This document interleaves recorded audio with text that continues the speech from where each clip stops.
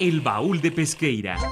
Un espacio que enriquece diversos acontecimientos históricos a través de la sonoridad de la radio. Esta es una producción del Departamento de Historia y Antropología en coordinación con Radio Universidad.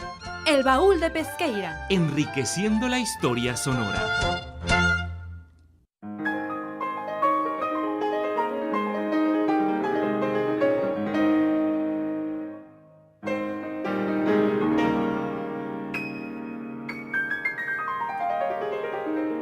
Buenas tardes, Radio Escuchas. Sean bienvenidos una vez más a su programa El Baúl de Pesqueira.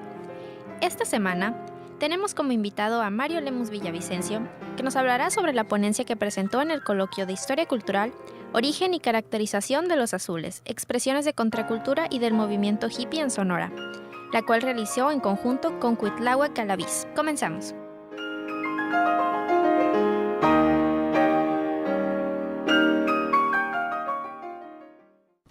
Ágora es una sección abierta al debate, Análisis, opiniones, discusión comentarios y reflexiones de quienes gustan, investigan y estudian algún tema de la historia. Te invitamos a formar parte del Ágora. Nos encontramos con Mario Lemus Villavicencio, que es egresado de la licenciatura en Historia por la Unison, que nos va a hablar sobre su ponencia que presentó en el coloquio de Historia Cultural, titulada Origen y Caracterización de los Azules, Expresiones de Contracultura y del Movimiento Hippie en Sonora, la cual realizó en conjunto con Cuitláhuac Galaviz, que es maestro en Historia Moderna y Contemporánea por el Instituto Mora. Gracias por acompañarnos, Mario. Muchas gracias por invitarme el día de hoy, Ana, a hablar de lo que sería este trabajo que estamos presentando Cuitláhuac y yo. En lo personal representa una parte de mi trabajo de tesis. Evidentemente trabajamos Cuitláhuac y yo en ese conjunto, y él tiene ese gran mérito, ¿no?, de tener esa habilidad para encontrar muchas cosas en el archivo y poder estar viajando. Él en este momento se encuentra en la Ciudad de México y está trabajando con el AGN, entonces es bastante fructífero para las investigaciones toda esta ayuda que brinda, ¿no?, este conjunto de información, y también cómo implementa ese mismo discurso, ¿no?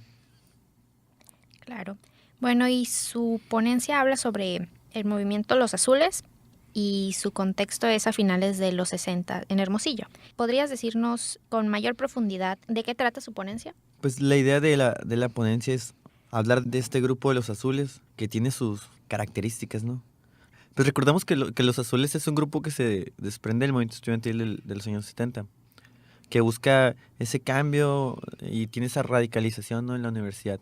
Los azules, que son el objeto de este trabajo, de esta ponencia, poseen una dinámica un tanto diferente, ¿no?, a la de otros grupos. Pues tienen la particularidad de ser como una mezcla entre, digamos, los activistas de los años 60 y 70 y los hippies norteamericanos, ¿no? Joel Verdugo, en su tesis de maestría, que habla sobre el mismo movimiento del 73, él dice, ¿no?, claramente que el azul es como un hippie criollo.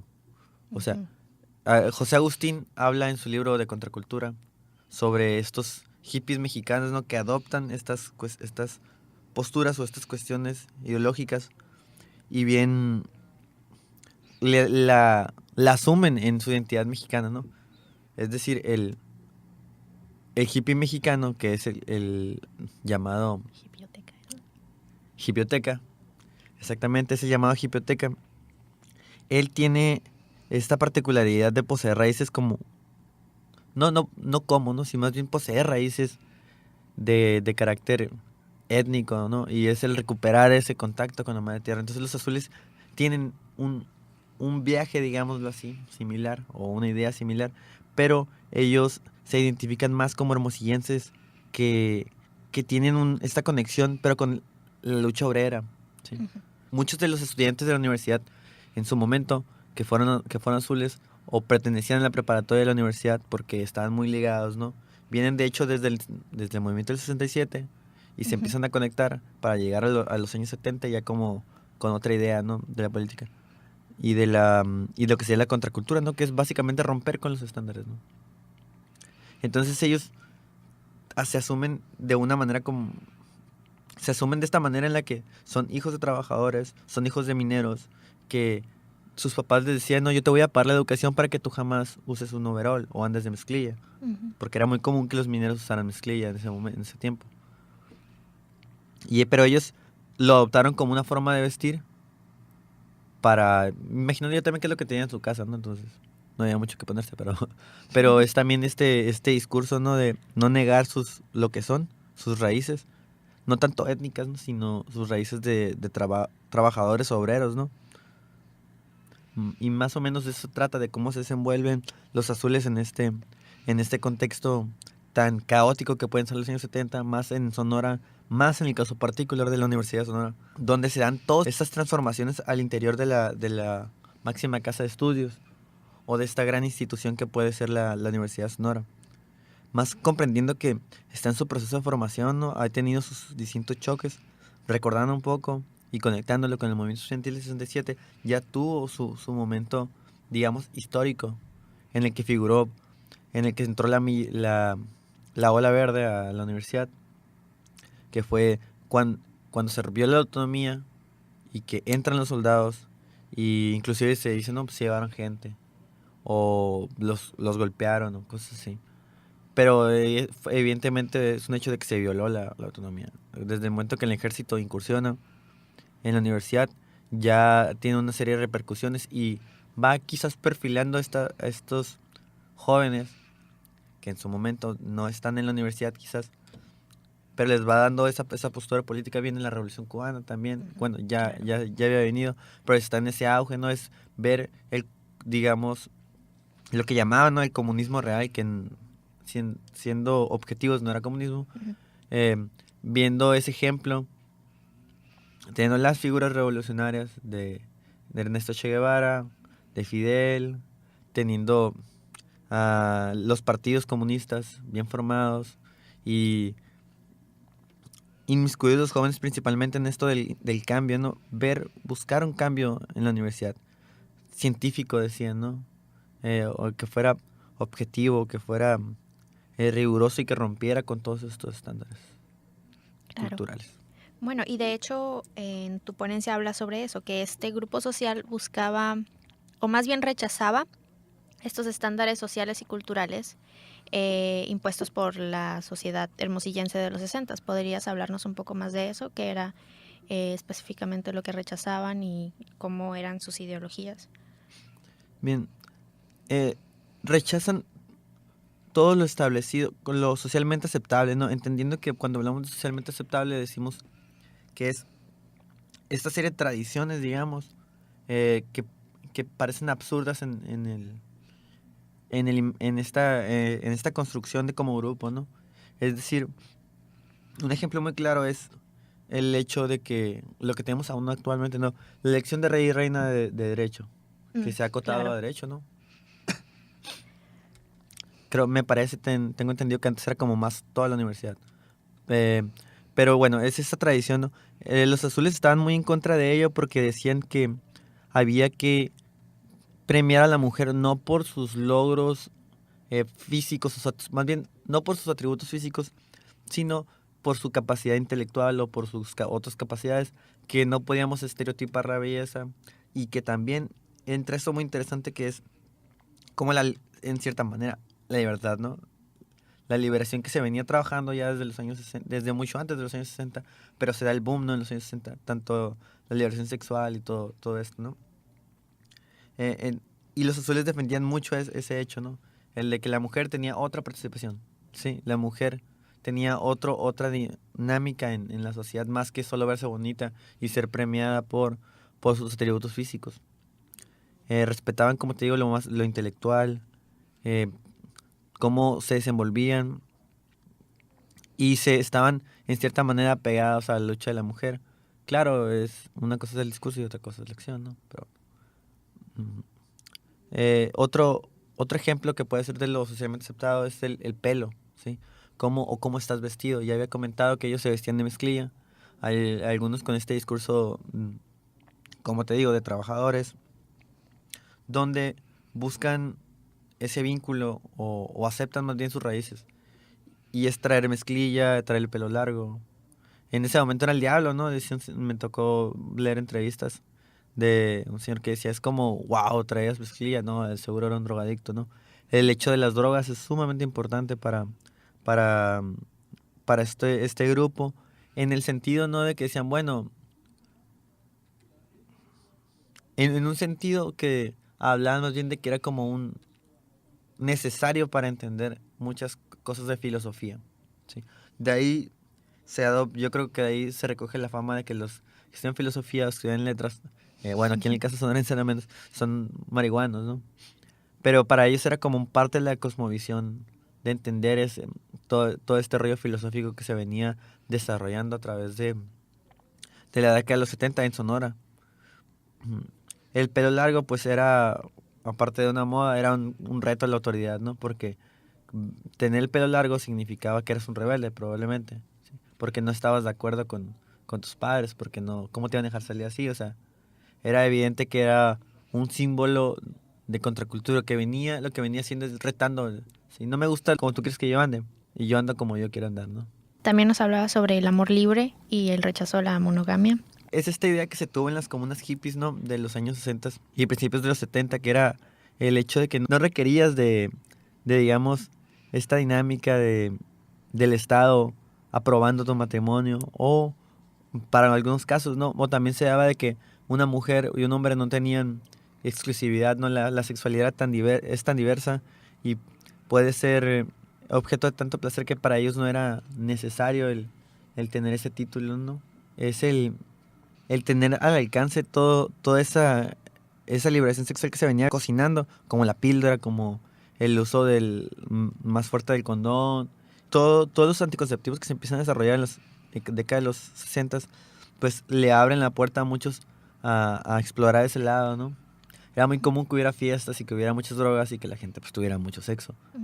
Entonces, era este boom, ¿no? También porque estaba mal visto que una mujer tuviera muchas parejas sexuales. Todavía es mal visto. Pero en ese momento era como de que, descubrir este nuevo mundo, ¿no? Y hay una canción de los Doors donde Jim Morrison dice, ¿no? Queremos el mundo y lo queremos ahora. Entonces es una frase muy icónica porque representa todo un cambio, ¿no? La juventud está hablando de que ellos van a tomar lo que siempre ha sido suyo, ¿no? Y es muy interesante porque hasta ese momento los jóvenes, quizás me estoy haciendo un poco la pregunta, pero los jóvenes no tienen conciencia realmente de su papel, pues. O sea, bueno, sí tienen, lo están adquiriendo, ¿no? En los 70 ya lo adquirieron, pero anteriormente no tenían conciencia del papel que jugaban. Creían que eran simplemente reproductores del sistema, ¿no? Es decir, creces, te trabajas, te reproduces y mueres, ¿no? A partir de esta ola que viene después de la Segunda Guerra Mundial, que es la educación, ¿sí? Hay una oportunidad, ¿no? de que la gente vaya a la universidad, que empiecen a migrar a las grandes ciudades. En este, digamos, milagro mexicano que se dio, cambia toda la dinámica del joven, ¿no? Pues es muy interesante, me parece. Claro, sí, como dices tú, pasan de ser reproductores del sistema a hasta cierto punto opositores del sistema. ¿Estás de acuerdo? Sí. Sí. El hecho es de que, como te digo, todo este alcance, yo creo que la educación es muy importante porque se habla siempre, se desprestigia en cierta manera a los movimientos, pero no son gente que no está educada, ¿no? Al contrario, son gente muy educada, no necesariamente titulados o algo así, ¿no? Sino gente que ha leído mucho, que tiene muchos conocimientos teóricos sobre ideología de izquierda, que es principalmente la oposición, ¿no? al régimen establecido, que sería conocido como la derecha. Entonces, no son gente, digamos, inculta o que no conoce lo que habla, ¿no? Sí, es muy importante. En efecto, un punto que hay que señalar es el hecho de que no todos los que en ese momento se envolvieron como azules, ¿no? Que eran también, hablando un poco de esto que no había tocado, que es que son en su mayoría preparatorianos y universitarios que vivieron, como se ha comentado, el 67, pero es importante señalar que muchos de ellos eran más que ir a la universidad o más que más que eso se desenvolvían en el ambiente universitario, ¿no? Y eran estudiosos o algunos eran teóricos, ¿no? Bueno, dentro de lo que cabe, ¿no? Sobre comunismo y socialismo, ¿no? Algunos estaban fuertemente vinculados con el trotskismo, el marxismo, el leninismo y todos estos ismos, ¿no? de la corriente de la izquierda. Nosotros, como historiadores, frecuentemente nos planteamos una pregunta de investigación desde el contexto que nos toca vivir, es decir, desde nuestro presente. ¿Tú crees que esta pregunta tú te la has planteado desde tu presente y cómo fue este proceso? Como historiadores solemos plantear estas preguntas, ¿no? Desde nuestro presente para comprender cuestiones de este momento, ¿no? Yo me pregunté, o más bien nos preguntamos, ¿no? Porque esto es en conjunto, mi compañero, mi amigo Cuitláhuac y colega, nos planteamos esto a partir de nuestro presente precisamente por el hecho de que no encontrábamos que encontramos este vacío historiográfico, ¿no? En el que escuchamos hablar de este grupo de los azules que se desenvuelve en la universidad y está, como te digo, desprestigiado en cierta manera porque cuando entrevistas a gente que fue partícipe y que tú conoces por información, porque haces entrevistas y porque encuentras datos de que estaban relacionados con el grupo y que inclusive se autodenominaban en su momento azules, como lo niegan un poco, ¿no? Porque es el hecho de que, van a pensar que somos unos drogadictos, no, van a pensar eso. Que es gente muy mayor ya, ¿no? Y digo, y yo no veo cómo importa si consumías drogas en los 60 o no, en los 70. Pero nos planteamos esto desde nuestro presente pensando en ese vacío que existía en la historiografía, ¿no? En el que se hablaba, se mencionaba, intentando dar explicación a cuestiones como el movimiento del 91 que se da en la universidad y esa tradición, ¿no? del estudiante de luchar por sus derechos. Recordemos que en el movimiento del 91 se da un cambio de ley orgánica que causa una gran revuelta porque se pierde la participación que habían ganado los estudiantes en los años 70, ¿no? O sea que, bueno, que ya se venía dando, pero se había, digamos, abierto ya de manera más descontrolada para el gobierno la participación de los estudiantes en las decisiones de la universidad. En este momento, que es un momento crucial en nuestra formación, no podemos tomar en ese momento como estudiantes la decisión de elegir un rector, por ejemplo. No puedo elegir mi jefe de departamento, ¿sí? No puedo tener participación en qué se va a hacer. En este momento están construyendo en la universidad, en ciencias sociales, están quitando todo lo que sería el piso. Uh-huh. ¿Sí? ¿Por qué lo están quitando? Y solamente quitando el piso y pusieron otro nuevo. Uh-huh. Y un templete. No sé yo no soy ingeniero, ni soy arquitecto, ni nada, ni tengo que ver con la construcción, pero yo no creo que te gastes 3.8 millones en quitar un piso, ponerlo y poner un templete, ¿no? Claro, yo tampoco lo creo. Entonces, es eso, ¿no? Es viendo esa tradición del estudiante también, digamos, no usar la palabra revolucionario, ¿no? Sino que busque este cambio, ¿no? O busque su participación en la sociedad, porque al fin y al cabo somos seres sociales y queremos desenvolvernos en esta idea, ¿no? O en este pequeño proyecto que es la universidad, que al fin y al cabo es como lo que viene después de la vida, ¿no? Algunos dirían es el ensayo, ¿no? Y es viendo cómo de un momento después del 91 se apaga esta euforia. El estudiante pierde su participación y pierde todo. ¿Sí? No hay nada ahorita. Ahorita, si acaso se ha visto lo último que hubo de Ayotzinapa, fue digamos, más fuerte que ha habido en cuestiones de movilizaciones. Estuvo 132, que fue más un movimiento apartado, no apartado de la universidad, sino que tenía otra visión y apuntaba a otro lado, ¿no? Pero la universidad en sí, pronunciándose como alumnos universitarios con su sociedad y todo, desde Ayotzinapa no había ningún cambio igual. Fue la AGES, que es la Asamblea General Universitaria. Fue lo único que se creó y fue el único contrapeso que ha habido en los últimos 20 años. ¿Sí? Y entonces, preguntándonos esto, ¿cómo se pierde la tradición? Y este vacío historiográfico del que te menciono, que no encontramos, realmente se menciona, se habla, ¿no? Sobre estos grupos. Joel Verdugo lo habla, pero no se aborda más.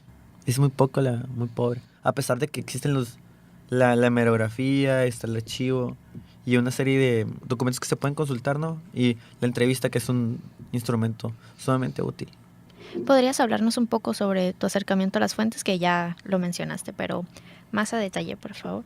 Esta investigación se compone principalmente de fuentes hemerográficas, entrevistas, Y la bibliografía, como te digo, es muy escasa, pero para el caso de encontrar este tipo de documentos, trabajamos en la hemeroteca, que está aquí en el museo de la universidad, en el edificio Biblioteca Museo. Particularmente con el periódico Información, me parece que es muy adecuado para trabajar con él y encontrar datos relevantes sobre el movimiento estudiantil y cómo se desenvuelve. El archivo que hay en la universidad que donó la caja de Armando Moreno Soto y otras cajas con Rosalina en el archivo de la universidad, como te digo, también es necesario, ¿no?, para trabajar este tipo de temáticas y entenderlo. Pero yo creo que el punto fuerte de todo esto son las entrevistas, ¿sí? Las entrevistas son lo que, digamos, nutre de cierta manera el trabajo y todo esto que se va desenvolviendo a partir de los estudios, porque eso nos da una idea de cómo se asume el papel y si en los casos donde se asume, porque como te digo, hay casos en los que no, y en cómo se vive esta experiencia, ¿no? Entonces, me parece muy importante también, no más para el caso de este trabajo, el hablar de los azules porque representa un lado de la cultura sonorense, ¿no? José Vasconcelos siempre habló, ¿no?, de que, como su frase icónica, ¿no?, que es en Sonora no hay cultura porque donde termina la cultura comienza la carne asada, ¿no? Entonces es ver que es una equivocación, digamos, que no hay cultura, inclusive se quedan los pequeños grupos, como te digo, al interior en este caso la universidad, que tienen toda una carga cultural y contracultural, ¿no? O sea, porque también, a pesar de que los azules son esencialmente rockeros, hablando en un sentido cultural, ellos también tienen un vínculo con la música regional, ¿no? Es evidente, pero rechazan lo conservador que puede llegar a ser, ¿no? Que es lo más importante para ellos, ese rechazo no a la música en sí, sino a lo que representa. El rock es lo que viene, es lo nuevo, es lo que viene planteando un cambio. Bueno, esta ponencia la has presentado en el coloquio de Historia Cultural. Entonces, ¿podrías hablarnos sobre tu forma de abordar este enfoque cultural en tu ponencia? Bien, pues el objetivo que tenemos con esta ponencia es el de establecer cómo este grupo se construye al interior y en el contexto en el que se desenvuelve, ¿no? Es decir, ver que pareciera que todo estaba configurado para sacar a una generación diferente, hacer un cambio. Y es muy interesante, o al lo menos en lo personal, y hablo por mi compañero Cuitláhuac, o mi amigo, mi colega, es el hecho de que se parte en el movimiento estudiantil, por ejemplo, poniendo el ejemplo, de un punto y termina en dos, ¿no? Por un lado están los que son políticamente activos, pronunciados de izquierda, con una fuerte ideología trotskista, marxista, leninista. Y por este lado están ellos, ¿no?, que son como la resistencia, el cambio, de no pegarse a tanto a ese tipo de situaciones o de ideologías, a pesar de que había evidentemente teóricos y ideólogos que eran parte de los azules, son reconocidos como azules. Pero es este cambio, ¿no? Y en este contexto se dan digamos, un estudiante diferente, un joven diferente, que es esta mezcla entre tanto el hippie norteamericano como el hippie mexicano, y sale el azul, dirían, ¿no? Sí, que no propiamente es identificado como un hippie, pero podemos decir que tiene particularidades que lo pueden hacer señalarlo como un hippie, ¿no? Es decir, que sería mezclillas, por ejemplo, la mezclilla, las botas, las camisetas de botones, a cuadros, franela usualmente, emulando quizás a la onda hippie de San Francisco, de estos grupos del sur de California, que traían toda esa onda, ¿no?, pueblerina, que debe andar, como te digo, de franela, pelo largo. Y es esto, pues, de cómo se crea el grupo en sí, cómo toma forma su visión desde el interior, desde el exterior, y cómo se desenvuelven en el contexto en el que viven, ¿no? Bueno, muchas gracias por acompañarnos, Mario, y por hablarnos sobre tu ponencia, que lo encuentro muy interesante y estoy segura de que el público del Baúl también lo pensará. Muchas gracias por invitarme, Ana. Ojalá haya podido responder las preguntas de la mejor manera. Claro que sí.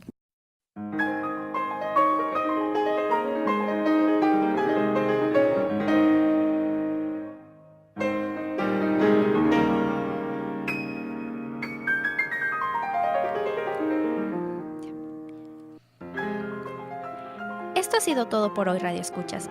Los esperamos en la próxima emisión de El Baúl de Pesqueira, enriqueciendo la historia en Sonora. Hasta la próxima. Se despide de ustedes Ana García Vega.